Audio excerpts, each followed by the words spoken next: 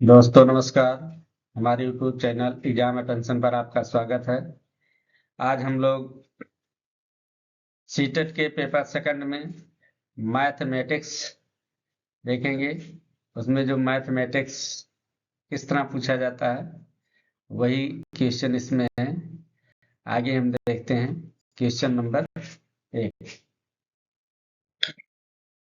यदि 0.139 plus 0.75 plus 2.105 minus 1.001 into 1.1 equal to 2 minus के हो तो के का मान कितना होगा। इसको हमको देखना, तो हम इन तीनों को पहले जोड़ लेते हैं। यानी इनको जोड़ने पर आ जाएगा आपका 2.990। फिर इन दोनों को मल्टीप्लाई करने पर जो मुझे मिलता है 1.101 फिर 1। हम इनको क्या करते हैं, माइनस कर देंगे क्योंकि माइनस का चिन्ह लगा है। फिर माइनस करने के बाद हमको मिलता है 1.892 और फिर 9। अब इसको हम इक्वल कर लेते हैं इसके 2 माइनस के।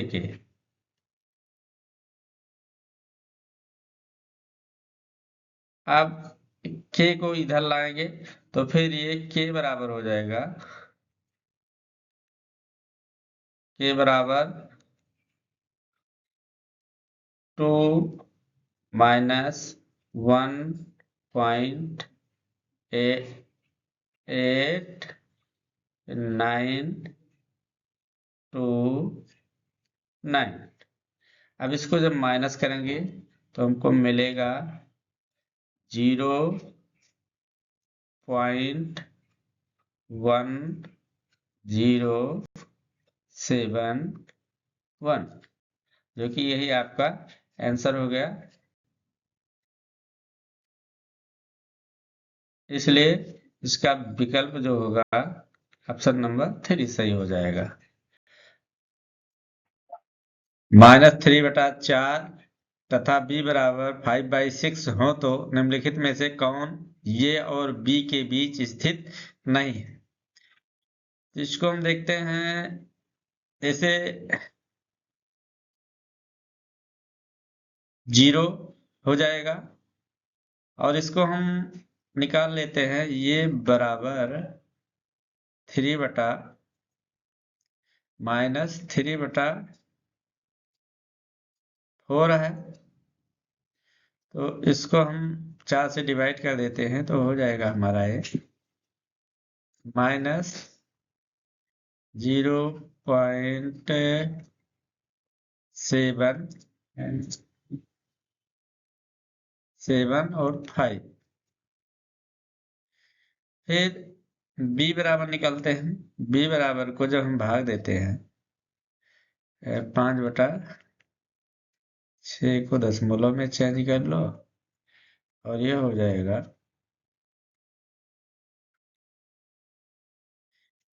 6 0.6 और 2 बचेगा और फिर 6×18। अब हम ऑप्शन देखते हैं 1/2 -1/2। तो इसको अगर हम दशमलव में चेंज करते हैं तो इसका हो जाएगा -0.5 और फिर 2/5 को देखते हैं -2/5।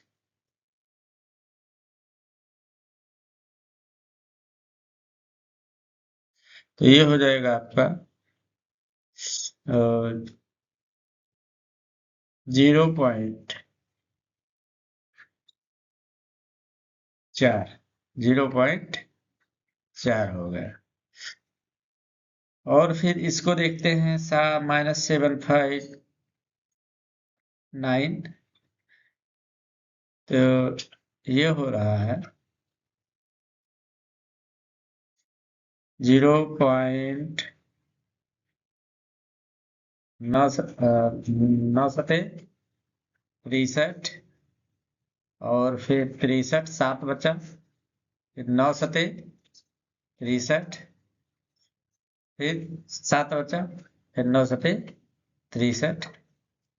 अब इसको हम तुलना करते हैं। देखो यहाँ ये 0.75 और 0.833 के बीच में होना चाहिए, तो ये है 0.77, जो कि 0.75 से अधिक है, इसलिए ये नहीं हो सकता है।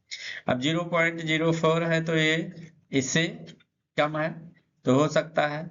ये भी इससे कम है, तो इसके बीच में हो सकता है, लेकिन ये इसके बीच में नहीं होगा, इसलिए इसका आंसर आपका हो जाएगा -7/9।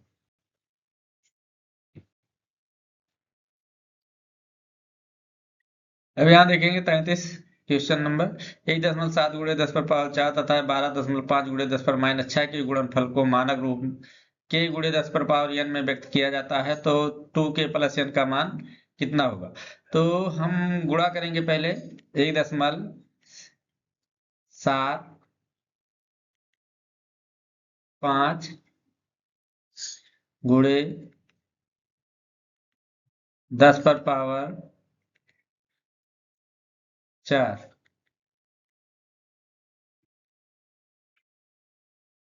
गुणे 12.5 गुणे 10 पर पावर -6। अब इसको गुणा करेंगे तो गुणनफल आ जाएगा मेरा 21.25 और गुणे 10 पर पावर -2 हो जाएगा, क्योंकि यहाँ पर 6 में से 4 घट जाएगा, तो -2 हो जाएगा।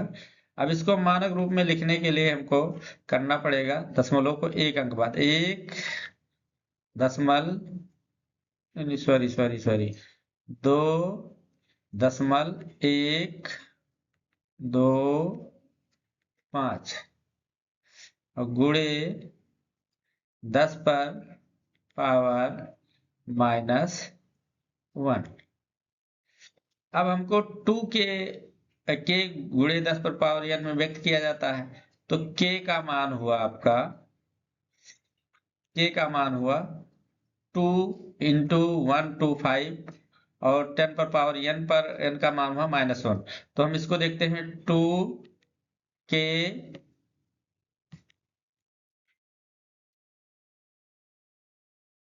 Plus n।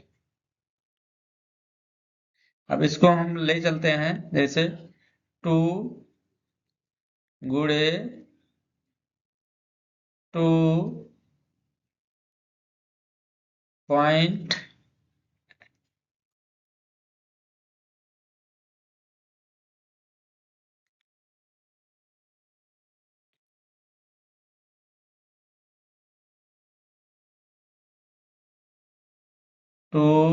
into 2.125 -1, क्योंकि n का मान -1 है, तो ये आप गुणा करेंगे, हो जाएगा ये 4 दशमलव 4.250 -1। इसका उत्तर आ गया आपका 3.25। तो इसका इस तरह ऑप्शन हुआ नंबर 4 सही हो गया। दो संख्याएं 3:5 अनुपात में है। दोनों संख्याओं में 12 जोड़ दिया जाए तो अनुपात 5:7 हो जाता है। दोनों संख्याओं का योग है। तो मान लिया x और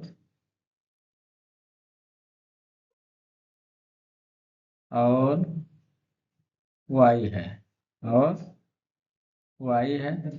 इसको करते हैं x बटा y बराबर 3:5।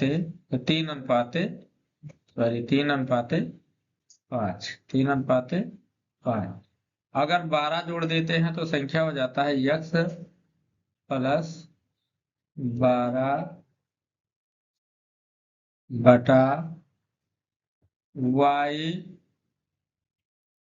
प्लस 12।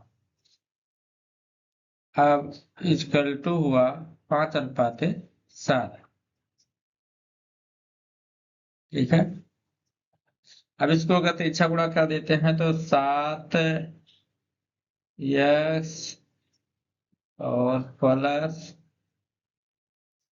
12×7=84 बराबर हुआ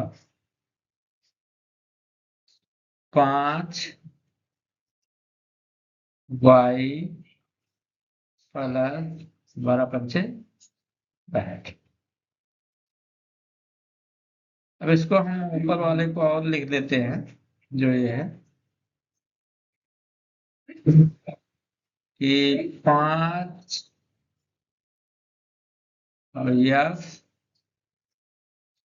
माइनस 3y बराबर 0 कर लेते हैं।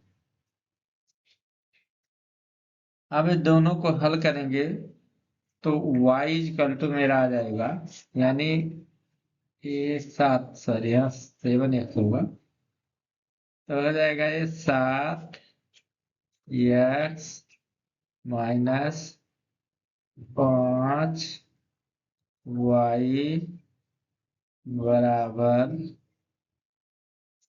-24। अभी हुआ समीकरण नंबर 1,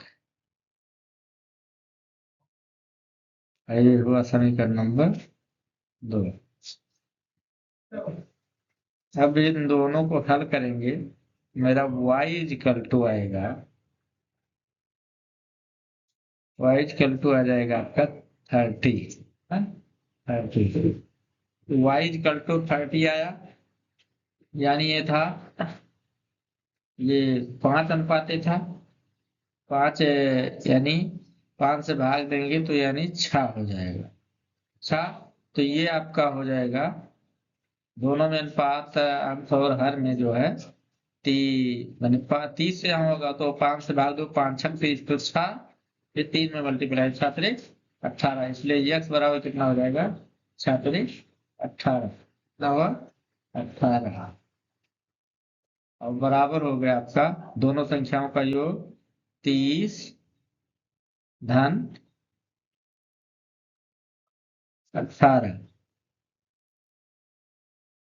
बराबर कितना हुआ 48।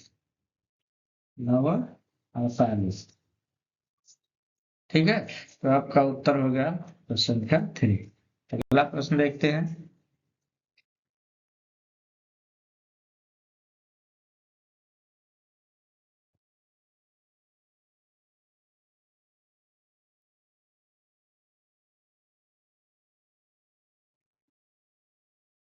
किसी वस्तु का अंकित मूल्य 840 है, दुकानदार उस पर 15% की छूट देता है और फिर भी उसे 19% का लाभ होता है। वस्तु का क्रय मूल्य कितना होगा? तो सबसे पहले हमको 840 का जो 15% छूट देता है उसको निकाल देना है। 840 और गुणे और 15% की छूट देता है, यानी विक्रय मूल्य हो जाएगा 85/100। यानी जब इसका गुणा करेंगे आप तो आ जाएगा ये टोटल 714 आ जाएगा। कितना आ गया? 714। ठीक है, 714। अब 714 रुपए में बेचने पर भी उसे 19% का लाभ होता है। तो क्रय मूल्य याद करने के लिए आपको क्रय मूल्य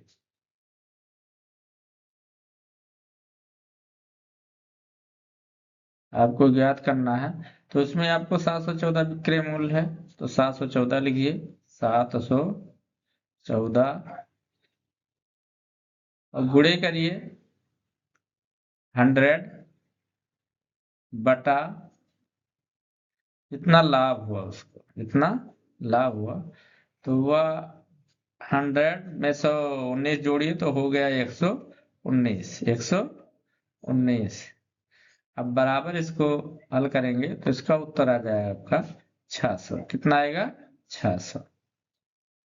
अब आपका उत्तर ही तीसरा सही है। चलिए ठीक है, अगला सवाल देखते हैं।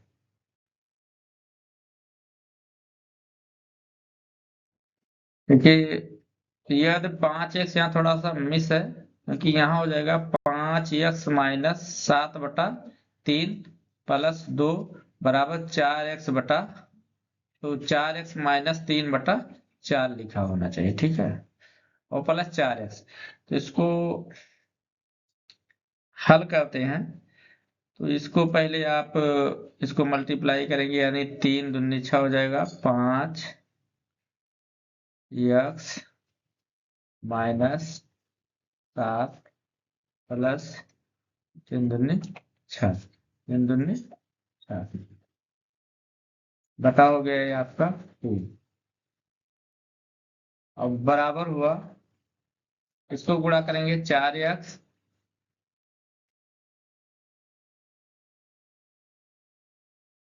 माइनस 3 प्लस 4 चौक 16x, 4 चौक 16x। अब इसका बटा हो गया 4। अब तिरछा गुणा करिए तो इसमें से एक निकाल देंगे, एक बचेगा, और 4 पंचे 20x हो जाएगा। 20x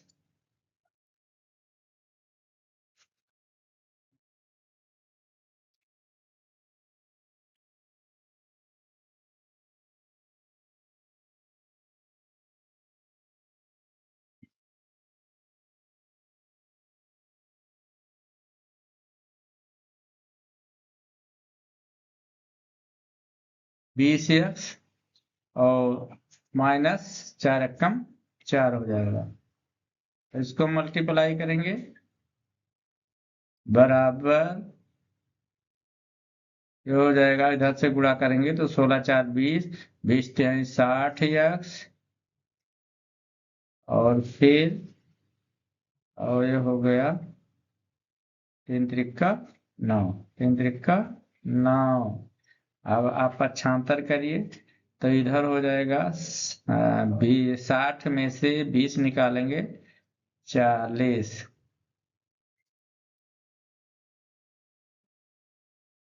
40x बराबर हुआ। आप 9 में से 4 निकालोगे 5, कितना हुआ? 5। चलिए x बराबर 5/40, समझे? और ये बराबर हुआ 5 एकम 5, 5 8 40। अब इसको हम निकालना है 8x प्लस 5 की वैल्यू निकालनी है। तो इसको हम लिख देते हैं, x का मान वहां रख देंगे। ठीक है, तो 8x 8 गुणे 1/8 धन 5, धन 5। अब 8 8 कैंसिल हो गए आपके, और 5 1 6 हो जाएगा। कितना हो जाएगा? 6। इसका उत्तर कितना है? 6। यानी आपका नंबर 1 सही है। ठीक है, फिर अगला प्रश्न देखते हैं। मान लीजिए P बराबर 12xy minus 10y square minus 18x square. अब Q बराबर 14x square plus 12y square plus 9xy तथा R बराबर 5y square minus x square plus x y. तो P plus Q minus R का मान कितना होगा? तो आप सबको जोड़ लीजिए, P प्लस Q को जोड़िए। तो यहाँ पर आप देखते हैं 14x स्क्वायर है और यहाँ 18x स्क्वायर है। 14x स्क्वायर और 18x स्क्वायर, तो 14 18 माइनस में है, 14 प्लस में है, तो 18 में से 14 निकालेंगे आपको बचेगा 4 एक्स स्क्वायर, 4x स्क्वायर। फिर हमको y देखना है, तो इसमें माइनस 10y स्क्वायर है और इसमें प्लस 12y स्क्वायर है।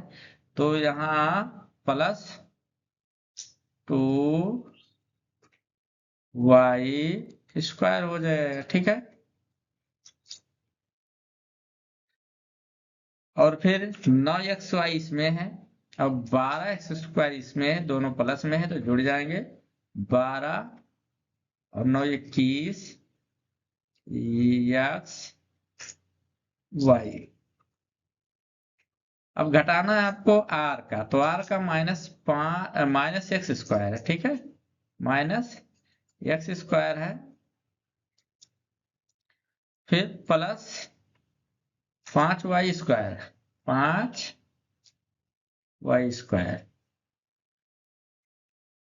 और फिर प्लस एक्स वाई है, एक्स वाई है। अब आप इसको घटा देंगे तो घटाने पर सारे चिन्ह बदल जाते हैं, सभी लोग जानते हैं। माइनस हो गया, ये आपका माइनस हो गया, तो यहाँ बचा माइनस 3x स्क्वायर और plus sorry minus 3y square हुआ,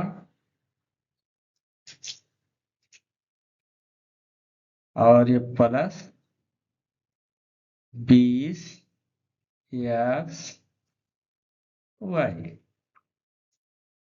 अब इसमें देखो ऑप्शन में कौन होगा? 20x plus 20x minus 3x minus 3y square, यानी इसका ऑप्शन सही हुआ 4।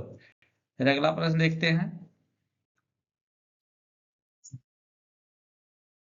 यदि x पर पावर 4 प्लस 1 अपान x पर पावर 4 इक्वल टू 322 और x नॉट इक्वल टू 0 हो तो x माइनस 1 अपान x का एक मान है। तो इसके लिए हम सबसे पहले चलते हैं x पर पावर 4, देखते हैं x पर पावर 4 प्लस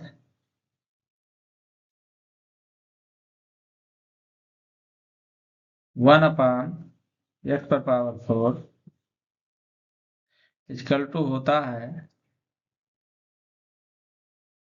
आपका एक्स स्क्वायर प्लस 1 अपान एक्स का होल स्क्वायर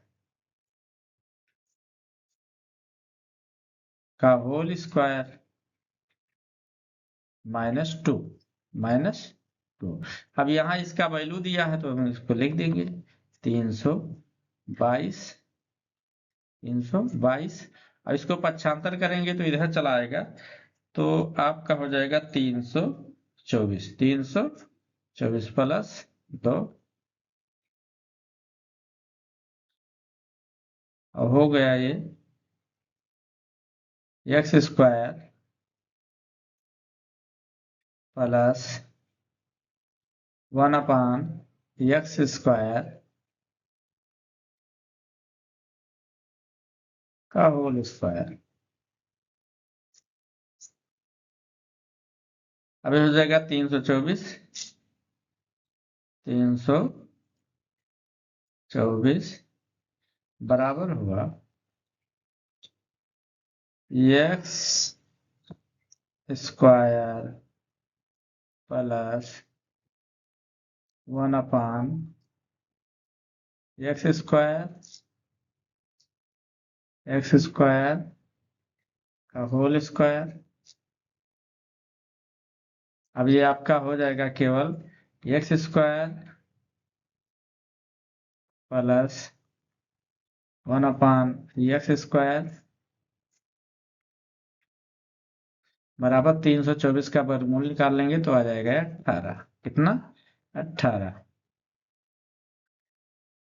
फिर हम इसको देखते हैं, हमको निकालना है x माइनस 1/x, तो 1 माइनस 1/x का होल स्क्वायर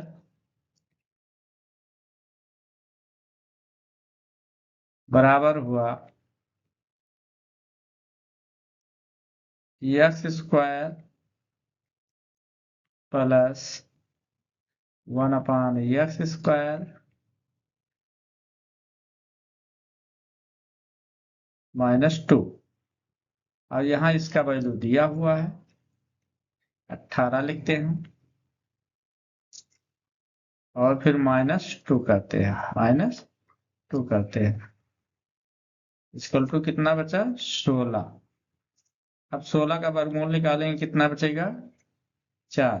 इसलिए x माइनस 1/x बराबर हो गया 4। कितना हुआ? 4। इसका सही उत्तर आपका थर्ड हुआ। अगला प्रश्न देखते हैं। यदि 15x² माइनस 26x प्लस 8 बराबर ax प्लस b और ब्रैकेट में cx प्लस d, जहाँ a तथा c धनात्मक पूर्णांक हैं, तो 2a plus b minus c minus 2d का मान क्या होगा? तो हमको सबसे पहले इसको क्या करना है, फिर इसी बार इसका गुणनखंड निकाल लो। गुणनखंड निकालो, 15x² माइनस 26x और प्लस 8 कर दो। अब का गुणनखंड निकाल लो, तो ये हो गया आपका 20 छः 26 और 20 छः 26, 20 छक्का 120, 15 अट्ठे 120, तो इसका हो जाएगा आपका 15x² और माइनस 20x और माइनस 6x और प्लस क्या हुआ? 8 हुआ, प्लस 8। अब आप मल्टी फैक्टर निकालेंगे तो ये बनेगा आपका 5, पहले कॉमन लो, 5x और फिर ब्रैकेट लगाओ, फिर यहाँ लोगो 3 5 हैं 15, 3x स्क्वायर और 5 सॉरी स्क्वायर नहीं रहेगा भाई, गलत है। 5 20x, तो 4x हो जाएगा यहाँ पर, और फिर माइनस यहाँ करो, कितना ले लेंगे आप? 2 लीजिए कामा, और यहाँ हो जाएगा आपका और 3x और फिर -4। कितना हुआ? 4। यहाँ x नहीं रहेगा, ये गलत है, 4 क्यों रहेगा? अब आप इसको लिख सकते हैं केवल 3 जो कॉमन है सबसे पहले उसको लो, 3x -4, 3x -4, ये x है भाई, एक ब्रैकेट में, और दूसरे में हुआ 5x -2। अब देखो यहाँ पे तुलना करो, ये के स्थान पर कितना है? 3, बी के स्थान पर कितना है? 4, सी के स्थान पर कितना है? 5 और डी के स्थान पर कितना है? -2। तो इसको बस रख दो आप, सीधी सी बात है। 2a प्लस बी माइनस सी -2d अब इसको रखो, 2 गुणे ये का मान कितना है, 3 है, तो 3 रख दो, और फिर प्लस प्लस बी का मान कितना है, तो प्लस है नहीं, यहाँ माइनस है तो प्लस माइनस माइनस हो जाएगा, इसलिए यहाँ -4 हो गया। और फिर सी का मान कितना है, सी का मान आपका हो जाएगा 5, तो यहाँ +5 है इसलिए -5 हो जाएगा। ठीक है, फिर ये बचा आपका -2d है, तो यहाँ -2 है, तो 2 दूनी कितना हो जाएगा, 4, कितना हो जाएगा, 4। अभी आपका हो जाएगा उत्तर, 3 दूनी 6 और 4 कितना हुआ, 10, और 10 में से 9 घटाओगे, आपका उत्तर आ जाएगा 1। क्या आ जाएगा, 1। इसलिए उसका उत्तर सही है बी, आपका बी सही है। ठीक है, फिर अगला प्रश्न देखते हैं। त्रिभुज ए बी सी तथा ए डी एफ में यदि ए बी बराबर ए एफ, बी सी बराबर डी तथा सी ए बराबर एफ डी हो, तो इसका मान कितना होगा, तो इसका मान होगा ऑप्शन नंबर बी सही होगा। अगला प्रश्न देखते हैं। निम्नलिखित में से कौन सी एक समकोण त्रिभुज की भुजाएं हो सकती हैं। तो देखिए, इसमें आप सब चेक कर सकते हैं। चेक कर, इसका गुणा, सॉरी इसका वर्ग फिर इसका वर्ग बराबर इसके वर्ग के बराबर होना चाहिए, तभी वो समकोण त्रिभुज है। तो इन दोनों को अगर करते हैं तो 441 और 400 881 होगा, लेकिन ये 881 नहीं होगा। 35 और 35 का वर्ग 77 का वर्ग इसके इक्विवेलेंट नहीं होगा। अभी 15 का वर्ग 32 का वर्ग बराबर 57 के वर्ग के नहीं हो रहा है, इसलिए आपका उत्तर आपका सही होगा 65। यानी 65 का जब वर्ग करेंगे, 65 का वर्ग करिए, फिर प्लस 72 का वर्ग करिए, फिर उसके बाद 97 को वर्ग करिए, और देखिए दोनों आपका बराबर आ जाएगा।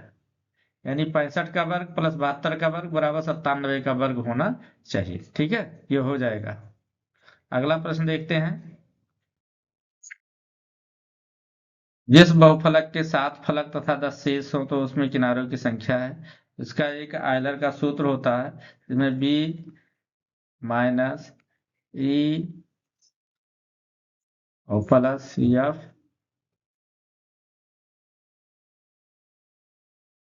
बराबर कितना होता है, 2 पे। अभी सबका मान रख दीजिए, बी के स्थान पर 10 रखें, आपको किनारा ज्ञात करना है। ठीक है, और फिर वो फलक का मान रख दीजिए, कितना है, 7। कितना है, 7। अब आप इसको हल कर लेंगे, इसका उत्तर आ जाएगा, सॉरी इसका उत्तर आ जाएगा 15, यानी ई बराबर 15, ई बराबर 15। अभी कैसे हो, 10 17 17 में से 2 घटा देंगे, आपका 15 उत्तर आ जाएगा। ठीक है, चलिए फिर अगला प्रश्न देखते हैं। ए को डी तक बढ़ाया गया है। यदि त्रिभुज बी ए डी बराबर 125 तथा कोण ई बी सी बराबर 100 हो, तो निम्नलिखित में से कौन सा कथन सत्य है। तो इसका कथन सत्य होगा, आपका त्रिभुज ये बी सी और त्रिभुज ये सी बी के बीच का अंतर आपका 35 अंश हो जाएगा। ठीक है, समलंब पी क्यू आर, इसमें पी क्यू समानांतर है एस आर के, तथा पी क्यू और एस आर का अनुपात 3:2 है। यदि समलंब का क्षेत्रफल 480 सेंटीमीटर स्क्वायर है तब पी क्यू और एस आर के बीच की दूरी 12 सेंटीमीटर है, तो एस आर की लंबाई, तो यहाँ जो भुजा दोनों दिया है पी क्यू और एस आर, तो इसको मान लीजिए कि मान लिया कि 3x, भुजाएं जो है 3x और फिर 2x, कितना है, 2x।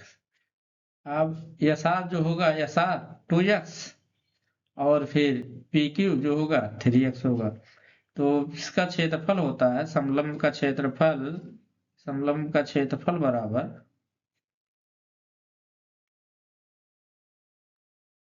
बराबर होता है 1/2 भुजाओं का योग, भुजाओं का योग, भुजाओं का योग,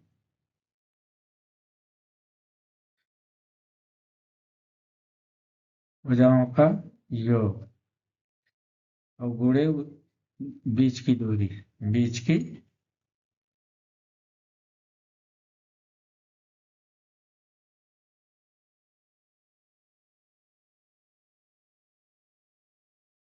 बीच की दूरी।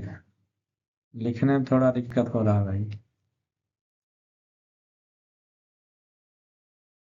अब आपका हो जाएगा 1/2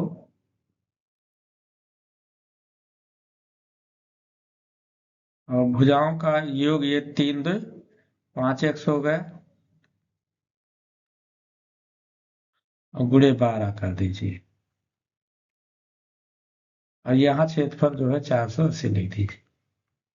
कितना? 480। अभी 2 से काट दे, 2 छक 12। ठीक है। और 6 से जब भाग करेंगे 48 में तो 6 8 48, यानी उत्तर आपका ये होगा 80 और इधर हो जाएगा 5x। कितना? 5x। अब यक्स का मान कितना हो जाएगा? 5 से भाग दीजिए 80 में, 16 पंचे 80। अब लेकिन एस आर का मान निकालना है तो एस आर बराबर कितना होगा? 2x होगा। तो हम 2 से इसमें एस आर 2 से गुणा कर देंगे। क्या करेंगे? 2 से गुणा कर देंगे। 16 दूना 32। आपका उत्तर हो जाएगा 32। ऑप्शन नंबर 2 सही है। ठीक है। अगला प्रश्न देख, ये प्रश्न देखिए। 88 सेंटीमीटर गुणे 10 सेंटीमीटर के आयताकार कागज को बिना अतिव्यापन के मोड़कर 10 सेंटीमीटर ऊंचाई का एक बेलन बनाया जाता है। बेलन की धारिता लीटर में क्या है? पाई का मान दिया है 22/7। अब देखो, जब इसकी ऊंचाई 10 सेंटीमीटर रहेगी तो इसका ये परिधि इतना हो जाएगा। क्या हो जाएगा? परिधि हो जाएगा। ठीक है।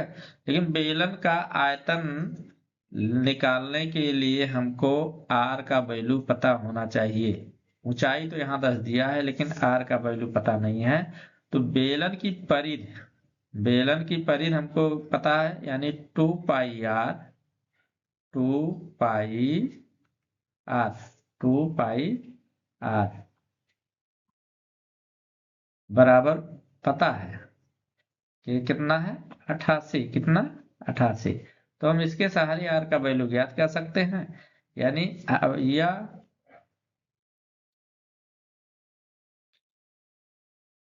2 × 22/7, 2 × 22/7 गुणे आर बराबर हो जाएगा 88। कितना हो जाएगा? 88।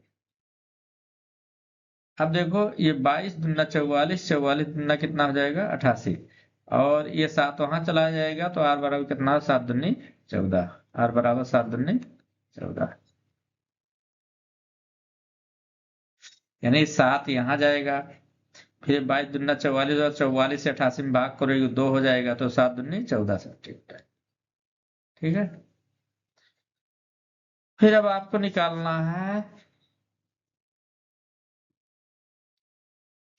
बेलन का आयतन। बेलन का आयतन बराबर होता है πr², πr²h। तो आप निकाल सकते हैं पाई का मान 22/7 गुणे आर का मान स्क्वायर है तो 14 को 2 बार लिख दो। 14 गुणे 14, इसको लिख दो 10 से गुणा कर दो। ऊंचाई क्योंकि 10 है, इसका मान 10, तो ये हो गया 10। ठीक है। अब इसको काट दो, 7 दूनी 14, 7 दूनी 14, 22 दूना 44, 44 2 440, 440 का 14 से गुणा कर दो।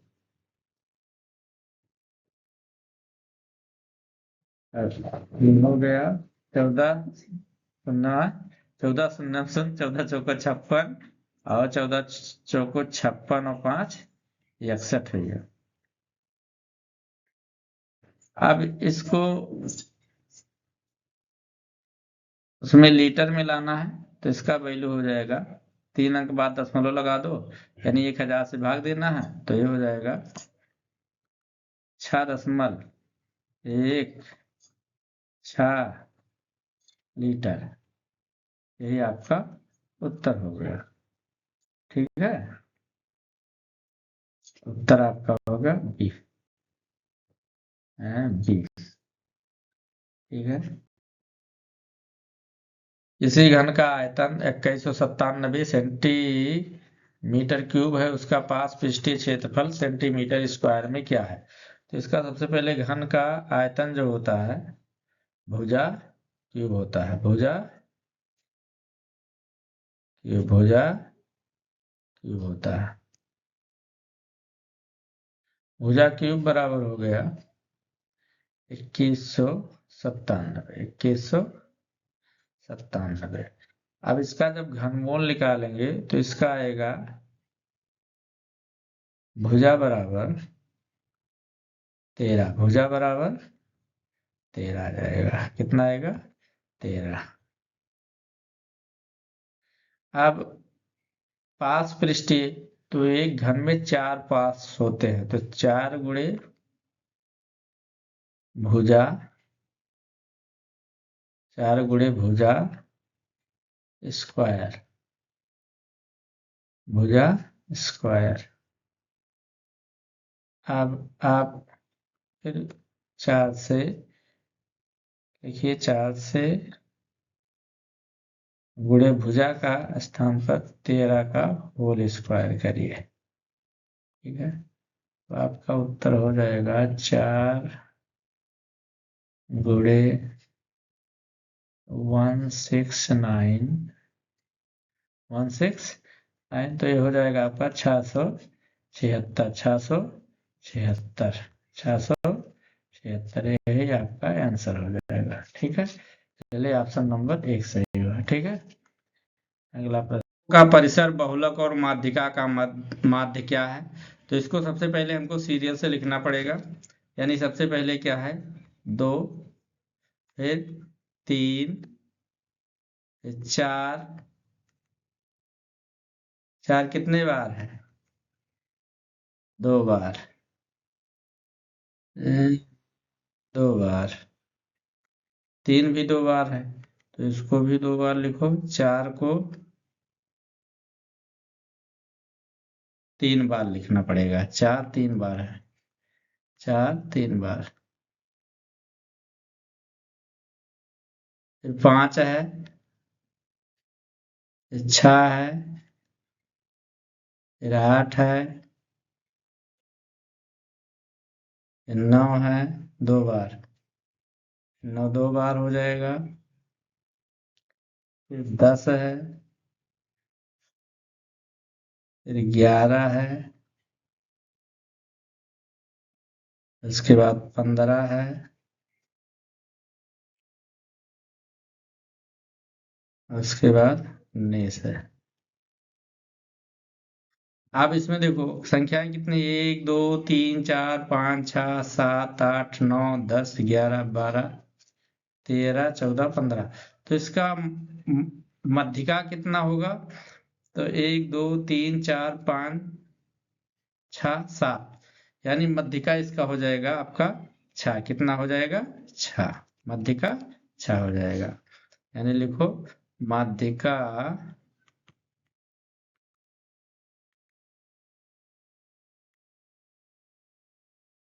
माध्यिका कितना हो जाएगा? माध्यिका बराबर 6। और फिर इसमें बहुलक कौन सबसे ज्यादा बार है, तो इसमें बहुलक जो होगा 4 3 बार है, तो ये बहुलक हो जाएगा आपका बहुलक। बहुलक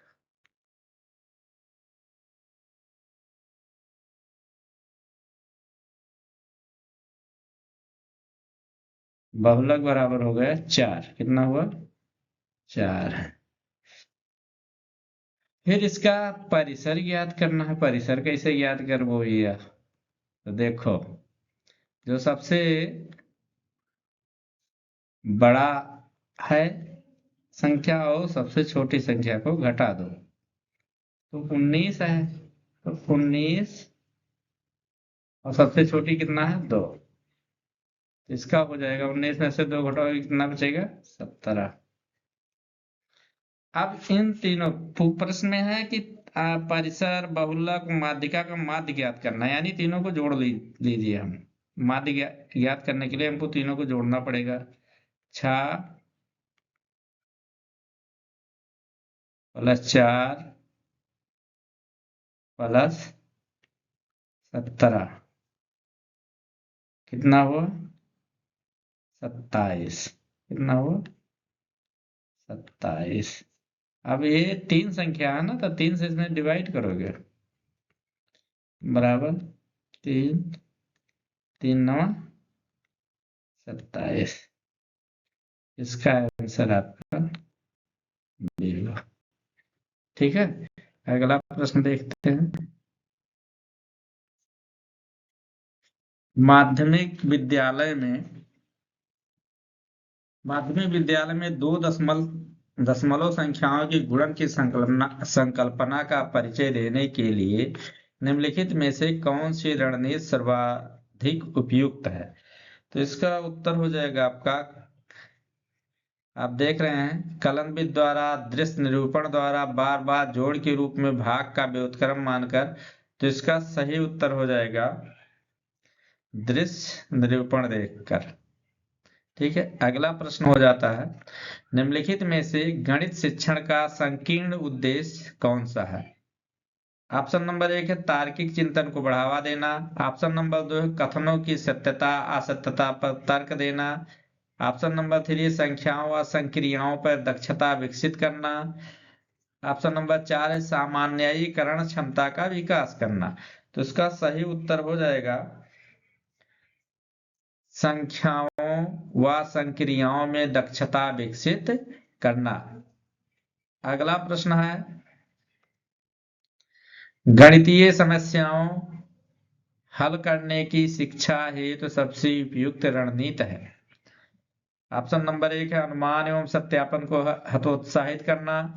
ऑप्शन नंबर 2 है प्रारंभ में सभी सूत्र देना। ऑप्शन नंबर 3 है शिक्षक द्वारा पहले हल की विधि बताना।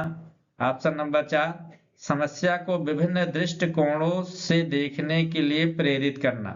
तो इसका कौन सा सही उत्तर होगा? आप लोग भी सोचिए कुछ।